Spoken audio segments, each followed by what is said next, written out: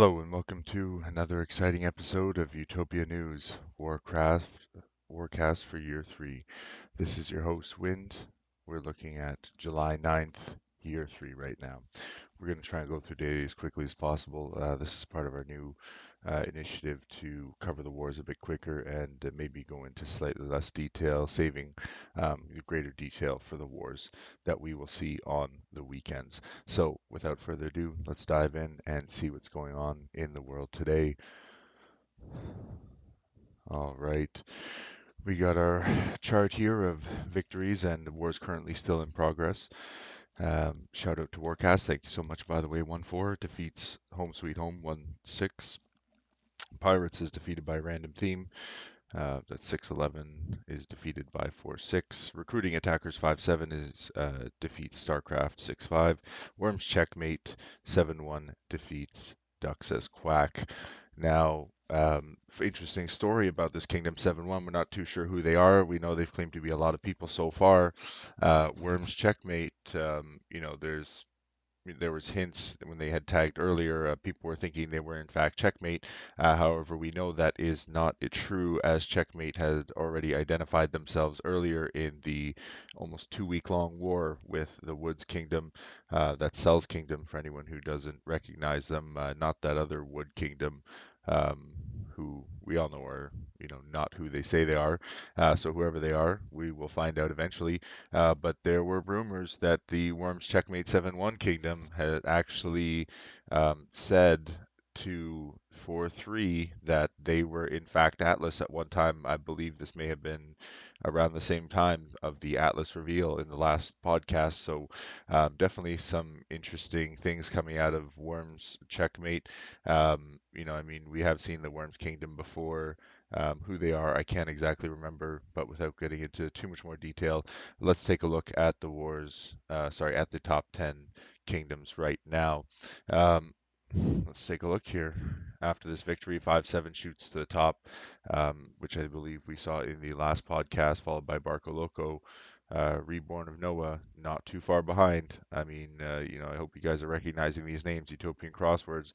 Now they might take another shot at Barco Loco. You never know.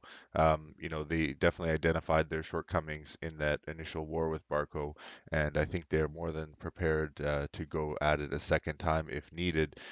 Some other kingdoms mentioned at the top there. Of course, we got our Worms Checkmate, Mickey going on holiday for a week. That was Atlas, who was defeated um, by the Syndicate and Mickey. Good War 4-5. As you can see, they're all in the top 10 now.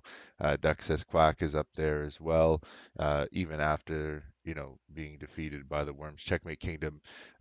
You can see it looks like we maybe have some first timers up here. Maybe that's their new kingdom name, or maybe this is literally the first time being so successful in war. We will find out. So best of luck to everyone on the charts. Still plenty of age left. We are still in year 3, so plenty of time, plenty of coverage left. As you can see, shout out to WARCAST. Now, this is the war where I believe the leadership broke down on Home Sweet Home, and they were never really able to accomplish very much in this war. As you can see, this is a pretty obvious, victory for the Red Kingdom. So good job to everyone there. And again, shout out. Thank you for the shout out. I do appreciate keeping your name tagged for so long. Definitely appreciate all the information that you could provide to me. Would be great. Awesome. So let's take a look at the next war here. We've got Pirates is defeated by Random Theme. Looks like a nice tight acres wise war going on in this one. As you can see, Random Theme definitely pulled back and took the war from the Pirates. They did that one province short, I believe, with one province in protection as well. So, excellent job. Pirates did win their recent wars up until this one, so they were definitely on a hot streak. Either way, I'm sure they appreciate the ceasefire. As you can see, the Red Kingdom, wave over wave, was doing a good amount of damage here and taking that honor. And even though they were, provinces down, they are still able to control that honor and eventually take victory here. I mean, great job there. They took a ton of acres, a ton of honor. Good work. Kind of sad to see my gnomes lose, but still, you're facing undeads, halflings, dwarves. I mean, they got a good combination of things going on in here. So definitely a kingdom to keep an eye on. Good job to both sides. Let's look at the next war. StarCraft is defeated by recruiting attackers. Now, as you can see, recruiting attackers was dominating the acres side of this war, and they walked away with a ton of acres off of this one. Coming onto the net worth side of things, definitely they had full control of this war. I mean, pretty much throughout. And again, down one province. So extra, good performance there by recruiting attackers. StarCraft, isn't like just the average kingdom. They've been in and out of war just as much as any of the other top 10 kingdoms, especially since I've been doing war coverage, back in the late 80s. Um, they've been around. They've been known for a long time. Even before that, they've been around. I mean, StarCraft is a well-known kingdom. Definitely, no shame in losing to them. They're one of the baseline kingdoms, I would say, that every kingdom kind of has to, beat them age over age if you want to make it into the top 10. I mean, there's a handful of kingdoms you got to defeat pretty consistently to consider yourself. I guess you could consider yourself a top 10 kingdom at that time. But there's different tiers of that, I'm sure, as you will find out. And, other veterans will be more than happy to explain that to you. So best of luck, or sorry, good job to everyone here. Um, Definitely a strong performance by recruiting attackers, a kingdom to watch for sure going forward this age. Let's go on to the last one here. Duck says Quack, Worms checkmate. Okay, so this is the Worms Kingdom that has tagged checkmate, maybe just because they won. However, they did tag as checkmate, but they are also Worms. Worms is a kingdom that has been used in the past. Whether it's the same, we're not too sure at this time. Significant damage, as you can see, to Duck says Quack. Now I received some information from Duck says Quack, basically indicating that they had eaten two waves basically before or during the hostile going into this war, so they were significantly down from that. There was also another kingdom that was attacking them, so I mean they were in a serious disadvantaged position. They definitely didn't enter this war on equal terms. If they had, maybe the war would still be going. As I said, there were some other factors in play here, but as you can see, they took one heck of a dip here, and they were never able to recover from that. I mean, they had some strong waves, but definitely nothing as good as whatever happened here. This is definitely a result of those extra attacks that they took. I mean, if we look back at the chart here, when did the war start? Well, May on the chart, so June, and the war was about 3 days. So yeah, so we're basically right up here. This is their hostile essentially. Um, Let me just sweep that. And that's interesting how that chart was pretty accurate. So this is basically their hostile here. Now they had two waves taken, and there was another kingdom that was interfering with the war. Um, so they did suffer greatly from that. I believe this probably would have had a different outcome had they not eaten those waves and that other kingdom been involved. As you can see, damage is pretty equal on both sides. I mean, they're definitely evenly matched, but having entered the war at a disadvantage was probably their downfall. So, good job everyone on that war. Thank you for reaching out to me and giving me a little bit more details on that war. Um, I believe I did have some other notes with regards to this war. Let me see here. Da, da, da, da. Yeah, so essentially, what happened, as I said, was they gave the button to 7-1 when they were in range. They funded an emerald. 3-3 saw they had armies out, full wave for land, and then 7-1 declared and full waved, so they got a double wave from the start. Um, Entered the war at huge disadvantage. 3-3 definitely helped out a lot. 3-3 probably just committing some ship play there, but that's completely on them. Other than that, some other stuff happened. Um, we've got some interesting. I do have a bit of news data for this one, but we don't necessarily need to go into that too deeply. I mean, we know who lost and who won here, and that there was an emerald involved. But I mean, at the end of the day, they entered this war at a serious disadvantage. So far from a fair fight, I would say, and no need to really look into that one further. Needless to say, both very strong kingdoms. You know, be careful around both of them, and best of luck to these kingdoms going forward. And I hope you enjoy your time off. So that's it for the kingdoms who are victorious here. I was just looking at this banner here, Marauding Critters is a pretty good banner. Again, I'm pretty sure I've seen this kingdom before. It's hard to say. I see a lot of things, and I don't always remember who they're related to, but this one does seem familiar. I thought it was cool too. I know I was looking at it for some reason, and the reason is because it's going to be part of one of the wars we're going to look at shortly, closer to the end of the podcast. As I said, we're trying to just speed this up to see how quickly we can actually get through just this basic part of it, because I want to have kind of like a shorter portion that focuses just on the target finder and looking at these wars quick overviews with some minor details that are provided by people who are gathering intel for me, or people who are sharing intel from inside their kingdom, and then I can, take maybe a 10 or 15, maybe 20-minute period in a secondary video, so that I can go into more depth with regards to one specific war that people want to know about. So it'll still be, roughly 50 minutes to an hour total, but I want to see if I'm able to condense this portion of it into less time, but still, examining all the wars and reviewing whatever's currently in play. So let's not get sidetracked here. We're on a time schedule. Okay, there's our top 10 chart. So here's another war.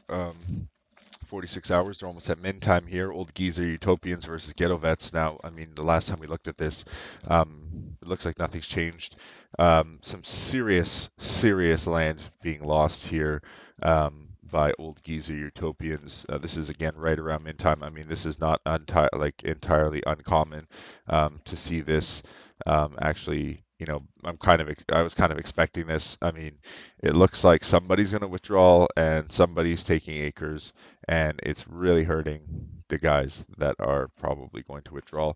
Either way, with a trend like this, I just, again, Getavets has such a steady acre climb. They're really not getting to land fat, and they're taking their hits. Look at the net worth is exactly lined up with the land chart on this one. This seldom happens. Obviously it doesn't line up on there, but usually land and net worth don't line up so nicely. Usually land and honor line up. I mean, all these things mean different things, and that's kind of what I'm doing this podcast for, is to help examine these things. So definitely Ghetto Vets stomping out OldGeezers. Um, I don't know. There's nothing really else to say. They're two provinces down. They're kicking butt. We got this huge guy at the top that's like probably the biggest in the server. I don't think there's another province that's bigger than that guy right now. It looks like he's um, lost a lot of net worth for some reason, but I don't see how he can possibly be attacked. He's way out of range of everybody. Um, as I said, OldGeezer's getting stomped out. I mean, just look at those numbers there. That's all we need to really say on this one. I mean, I'll quick look at the honor chart without the lines. Here we go. This is the convergent point. If OldGeezers keep this war going, Getovets is just going to snatch up all that honor and a ton more land. I mean, either way, Getovets is walking away with a ton of honor on this one. So good job, guys. Another micro war. Looks like it's coming to an end very soon. Winx Club War Agreed versus War Agreed. Looks like a nice tight land war on here. Looking at the net worth again, very tight war, nowhere near over. Quick look at some of the provinces here. Who's under 200? Who's under 300? We got one under 200 here on War Agreed 4-1. It's hard to say. Bulk of the damage, two extra provinces on War Agreed. So if we take these two out of the equation, they're lowest two. They definitely have a strong fighting force. However, these fairies, Avian, and this halfling here are doing extremely well. Depending on what they're up to, they could really dictate the course of this. However, it looks like they're losing a lot of their attackers here at the bottom. They still do have some, but they're fairly saturated in terms of land, so probably easy pickings for ops. I mean, this looks like a really tight war, um, but it's hard to say who's going to walk away on this one. because the provinces are really close together. We'd really need a little bit more information about what's going on. Um, oh, there's a nice sharp spike there. Looks like something big just happened there. I don't think, or I'm not sure if that indicated a victory there. But definitely Winx Club is doing a nice wave. It looks like Winx Club is on track to take this one. They're well past min time, so this war could be over at any time.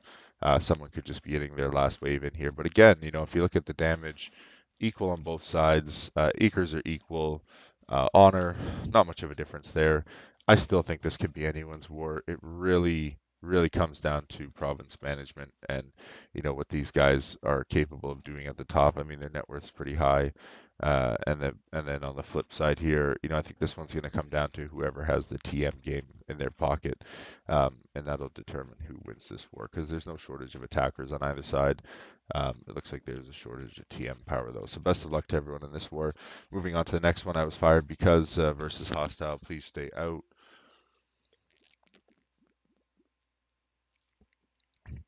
Acre side of things. Looks like, red has been closing in wave over wave. 70-hour war. Quick look at the land side. We got orcs at the bottom on I was fired because mixture of attackers at the bottom on hostile, please stay out. Significantly more damage on I was fired because I think we know um, who's kind of in charge of this war here in terms of the damage side of things anyway. But look at this. I mean, red was pretty low on net worth going into this, but they've managed to achieve convergence here, and this is usually the turnaround point. Quick look at the honor change here reveals that, in fact, one kingdom has taken slightly more damage than the other. Province to province, it's not too much of a difference though. However, you start to notice a little bit more right here at this point because these numbers up here are pretty similar. But then when you get down here, there's actually more provinces on this side that have more significant damage. So I was fired because looks like they're on a bad track right now. Hostile, please stay out, has a good chance to win this war. And it doesn't look like I was fired because has too much of the honor game under control. Probably not too in control of the ops. That could explain why they have additional damage to all their provinces. They just aren't able to penetrate the TMs on this side. So best of luck to everyone in that war. Let's move on to the next one. Let's keep this train going. This is the kingdom whose name is probably the hardest to pronounce in all of Utopia. Sesquipedalian War Agreed versus Big Trees Fall Hard. Um, Wow. Okay. Big trees fall hard, +4 provinces. We seriously expect them to be doing well, but let's see what the charts say. They're definitely taking the land side of things, mounting Red Kingdom as the bigger kingdom. Still in control. It looks like they're really beating the Red Kingdom here on the net worth side. So a lot of damage being taken. Honor side of things, they're just walking away with this. I think this is Blue Kingdom's war to win. They're definitely not a trash kingdom, but there are some larger provinces on this side. Again, we talked about the other war with 7-4 and 7-5. Just because you have the biggest province and the biggest kingdom or the bigger kingdom doesn't necessarily mean that you're actually the one who should win the war. That was made pretty obvious in that war. I'm going to be posting an article, as I said, about that. So keep an eye out for that one. Best of luck to everyone in this war, but definitely looks like Blue Kingdom's going to take this one. Quick look at the next war, having a beer versus drunk on tree cider. Um, this is our beers kingdom. Wow, it looks like they took some serious land losses there in their most recent wave that they taken. Wow, huge divergence here by drunk on tree cider. Definitely looks like they're having a very strong performance. Drunk on tree cider. Great job to them. Look at the land side of things. Definitely having a beer taking more damage on the low end. I mean, look at those chains. Holy cow. 3 over 1,000, a few in the 800, 700 range versus, the other side here, a couple in the 1,200 range. And then, everything else is under 600. So definitely like a significant amount of damage on having a beer. And as you can see by the net worth as well, a million more net worth damage. Definitely not a good sign for having a beer. Looks like they ran into a very tough kingdom here, and they weren't able to achieve convergence here. Um, Basically tells me this is Blue's war probably.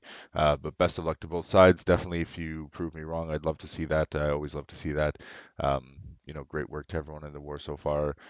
Both kingdoms are extremely powerful. I love this age so far. I mean, so many kingdoms are doing so well in so many different ways, and not in the usual ways either. Like the charts have never been so tough for me to interpret. I mean, they've not really changed very much, but there's different strategies and play styles and different ways of going to war that you kind of have to be aware of. Otherwise, a lot of this stuff doesn't necessarily make sense.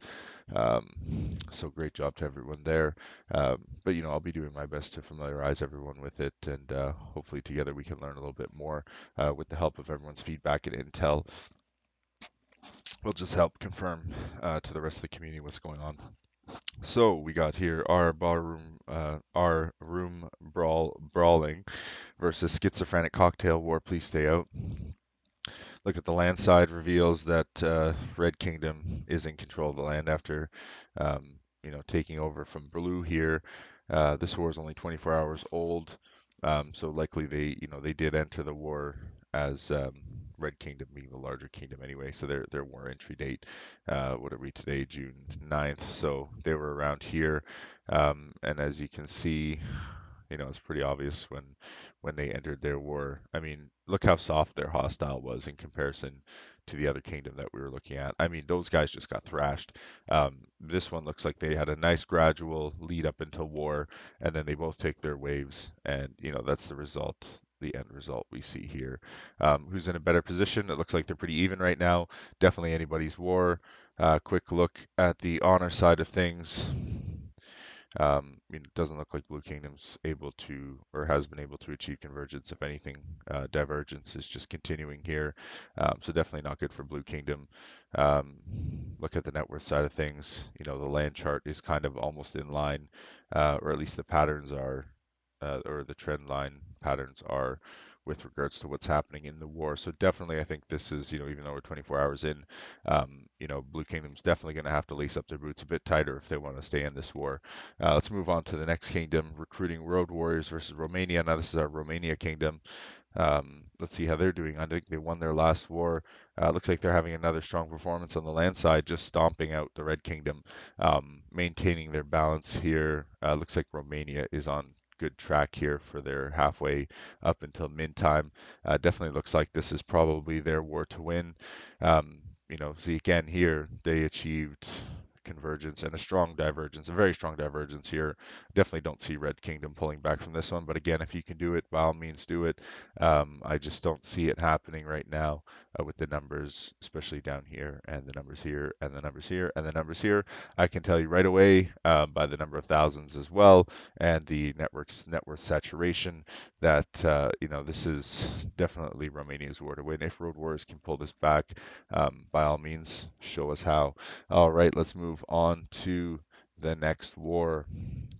We've got the Dyslexic Defenders at war again with Pillow Talk. Here we go. These are two kingdoms that were featured in previous podcasts. So I think this should be a great war. Dyslexic Defenders, Pillow Talk. It looks like Dyslexic came in as the smaller kingdom. Pillow Talk is recently mounted and looks like they're slightly in control of the acres coming up to the halfway point to mid-time. Dyslexic Defenders doesn't seem like they're able to get on top of Pillow Talk Kingdom here, definitely indicating Pillow Talk is in control of this war, possibly from the TM side as well. Quick look at the provinces in question. Defenders seems to have the bigger provinces with a pretty high net worth saturation. So, I mean, these humans are nice and fat, but they're by no means TMs. This ferry, this ferry, this ferry are probably their TMs. Looking at their net worth saturation, it would make sense. They're in the 300s. Those are probably some nice strong TMs. Versus the other side, instead of humans, they've got dwarves here, big fat dwarves on Pillow Talk side. Some orcs coming in at the top. They're still fairly saturated. Sorry, they're not very saturated at the moment in terms of their net worth, so they definitely have a lot of army to push out. But so does the other side. I mean, this is definitely a war that's nowhere near over. Quick look at who's doing what. Looks like three deep chains plus four like three other provinces that took a side chain here that was about 50% effective to the primary chains. Definitely strong damage on Pillow Talk here. It could be what they need to propel them into convergence in their next wave, but we will see coming up in min time exactly how this goes. Definitely not out of the war yet. They've had a strong performance here, but again, if we look at the numbers, um, Dyslexic's going to have to be doing some serious damage to those attackers and then maintain their TM power as well. But currently, the honor trend line is trending in Pillow Talk's direction slightly, but definitely a close war. Definitely one to watch. I'd recommend everybody keep an eye on this war. Pull the news if you like. Pull intel. Learn a little bit about these two kingdoms. Definitely strong kingdoms. Definitely something everyone can learn from. This is probably going to be a great war to look at after the fact, regardless of what anybody says. Let's move on to the next war. Now, this war is accompanied with some data from one of the kingdoms that was helping me. So let's take a look here. At the land side of things. 13 hours into the war, both with very strong opens here. It's definitely anybody's war. Quick look at the net worth side of things.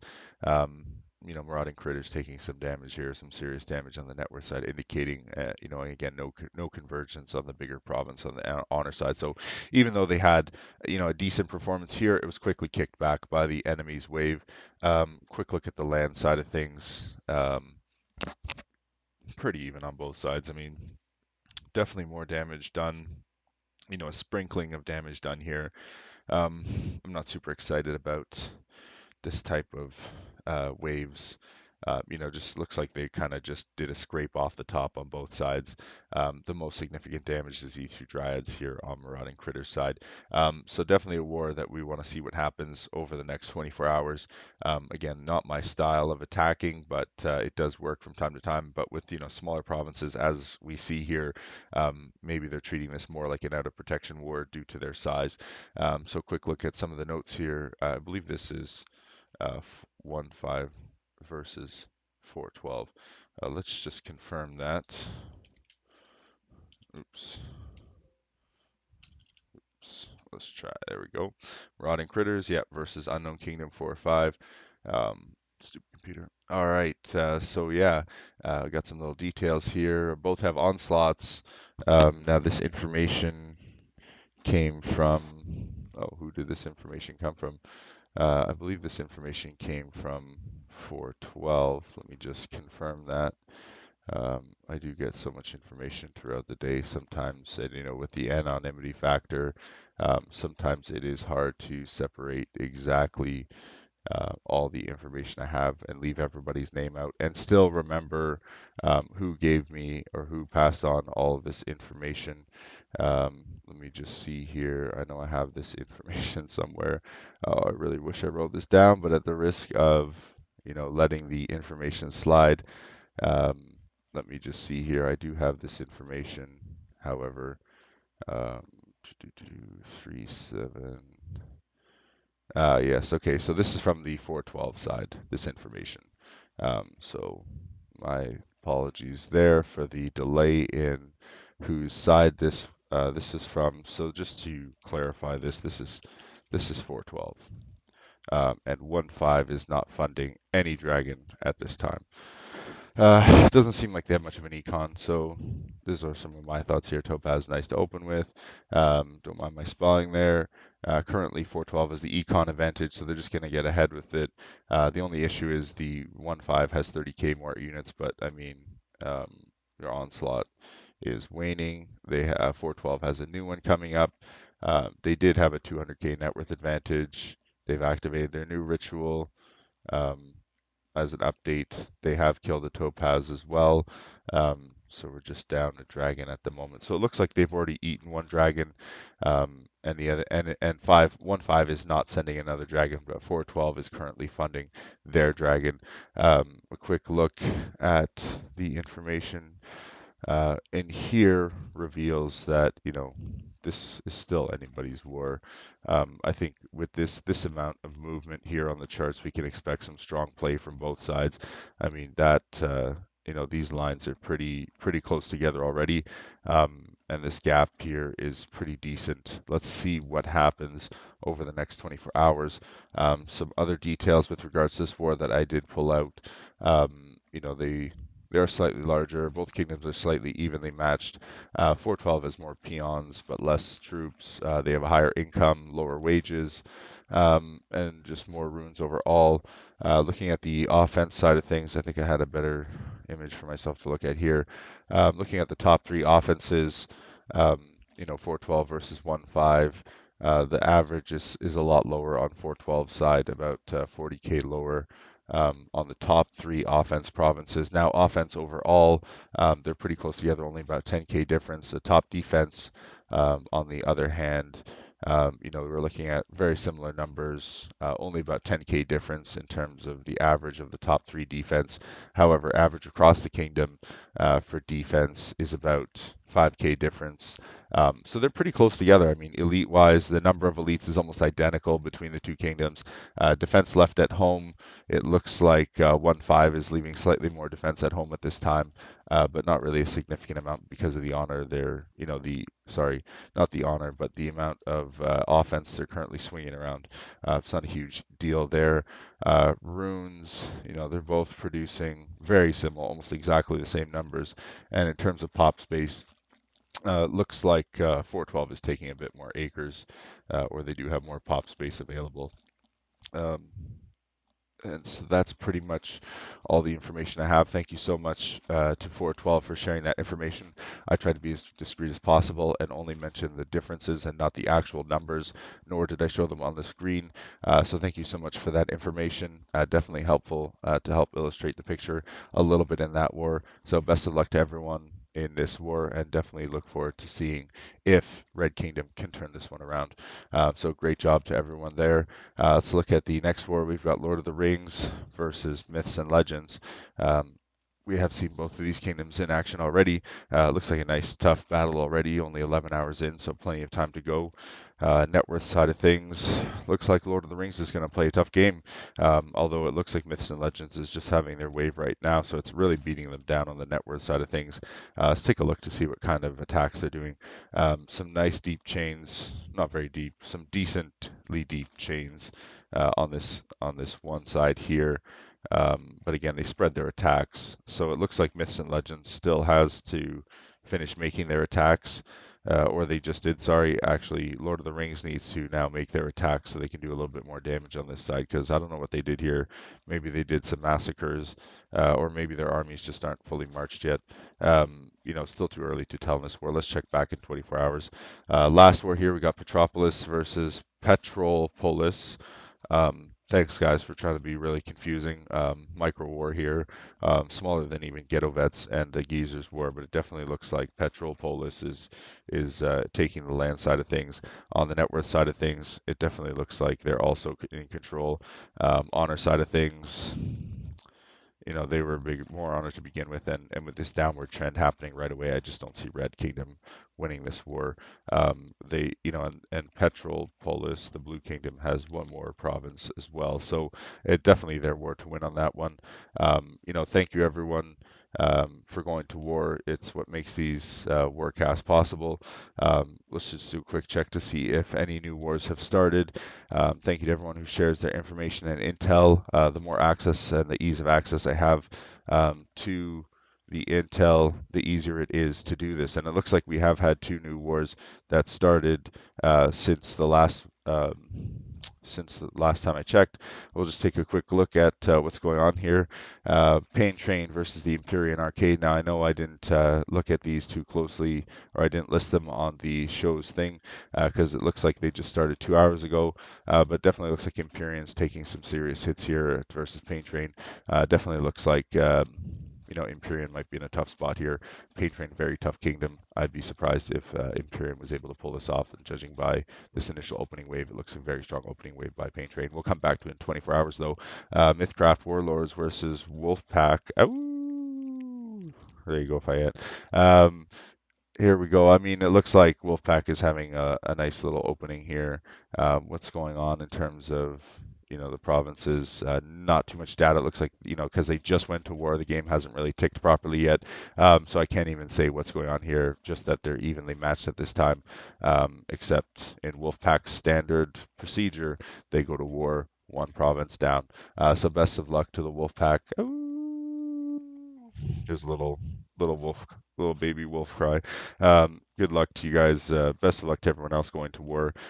Thank you everyone for tuning into this podcast. As I said, this is one of the shortened editions that I'm testing out. Oh shoot. Oh no, we're good to go. Yeah, no, got scared there for a second when I just saw this screen here blocking my actual page. I got worried for a second that that was the war overlay. Maybe block this entire podcast. I'm glad that didn't happen. So again, thank you to everyone for watching this podcast. We're at 35 minutes right now. I hope everything was covered properly. I believe it was, and based on this time, I think this is definitely reasonable, realistic for us to go through the podcast in this period of time, and then to possibly look deeper into another war going forward. So thank you everyone again for joining me on July year 3. This is your host, Wind, signing off for the night. Everyone have a great evening or a great day wherever you are in the world. Thank you so much for watching.